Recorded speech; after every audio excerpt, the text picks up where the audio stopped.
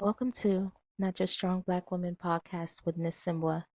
Here we welcome softness, tears, weakness, love, joy, peace, authenticity, vulnerability. Join me.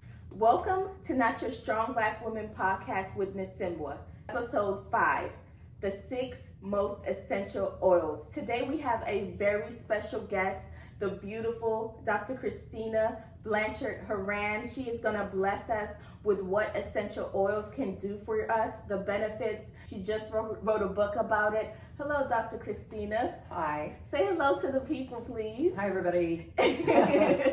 So we're going to talk about what essential oils are, because you know what? I have no idea what essential oils are. When I started talking about it with Dr. Christina, I was like, what are essential oils? Can you just explain us what that is? So essential oils are basically a distilled plants, plant life, trees, grass, and flowers, distilled to an oil that we then can use in different ways. So basically, they're plants that are turned into oils.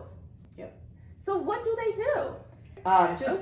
For brevity, you can see in the book what we did was we looked at the research around 6 oils. We wanted to see which 6 should you really get, and so that you have like a wide variety of oils that serve a lot of purposes. And what are the 6 most essential oils that you were able to research? So we looked at geranium, bergamot, Okay. frankincense, lavender, tea tree. Okay. Peppermint. I remember peppermint, and lavender is such a popular one. I've never personally used essential oils, but I definitely heard of lavender and I definitely heard of peppermint. But what are the benefits? Different oils have different effects. We took 6 of the most essential oils that we felt that you really should have in your medicine chest.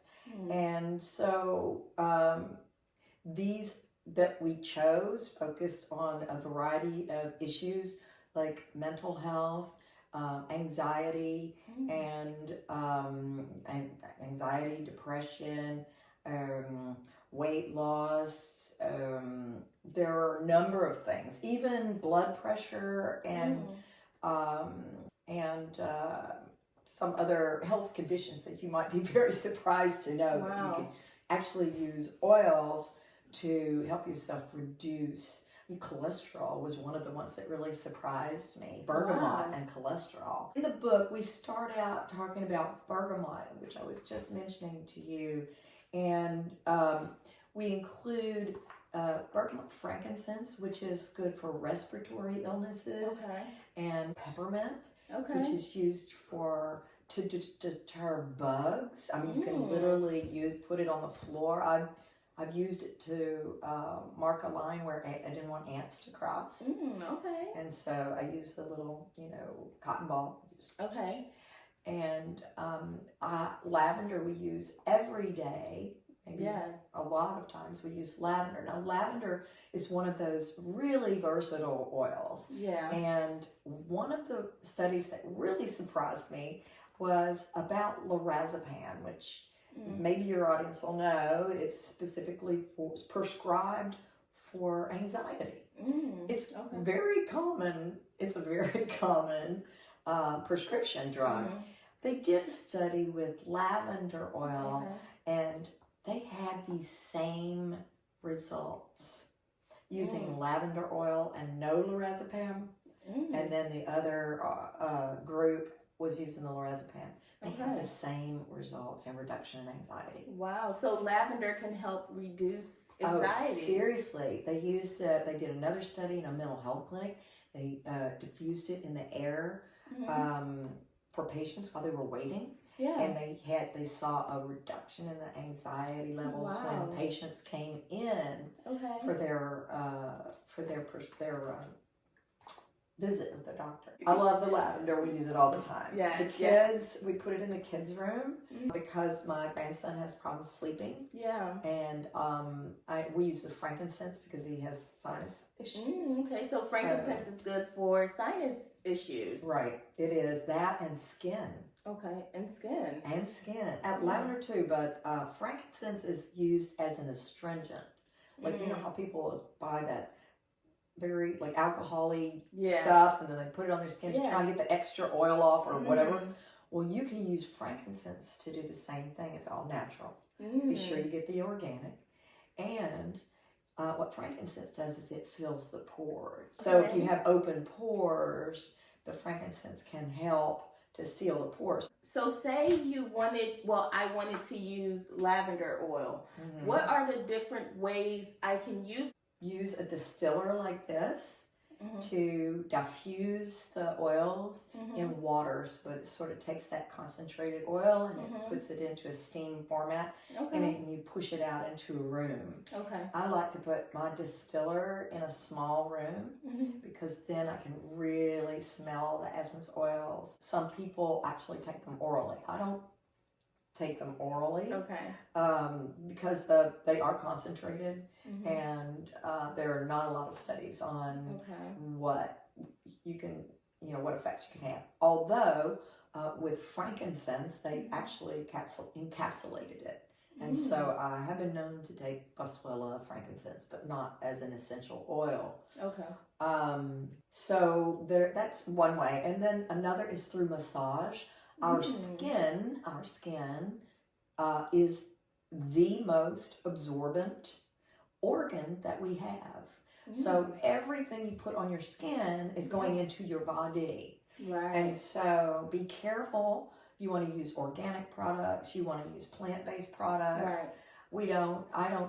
I don't use animal-based products because of the stress hormones that go through their system and a number of other reasons. Ethical reasons. But that's a different topic. That's a whole other story. We're going to have a whole different podcast about that. I'm telling you. We're going to focus on the oil. So the oils, so you said you can use a diffuser. You can use a diffuser. You can put it on the skin. Can it go directly on the skin? So most... Or do you talk about that in the book? Yeah, it's all sort of broken down in the book. Like, put 6 drops of this in a diffuser, and turn it on 2 hours before you go to sleep. So where can we buy these oils? I get my oils at 2 places. One, online.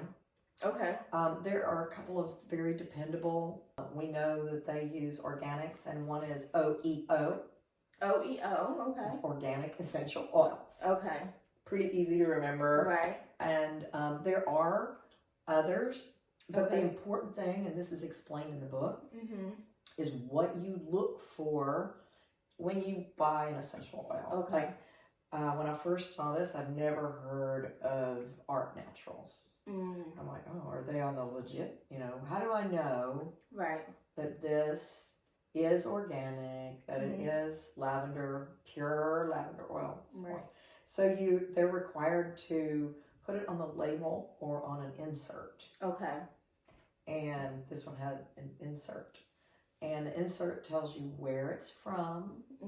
And gives you dates. So most essential oils are only good for a year to 2 years. Check out the date. Make sure it has a date on it.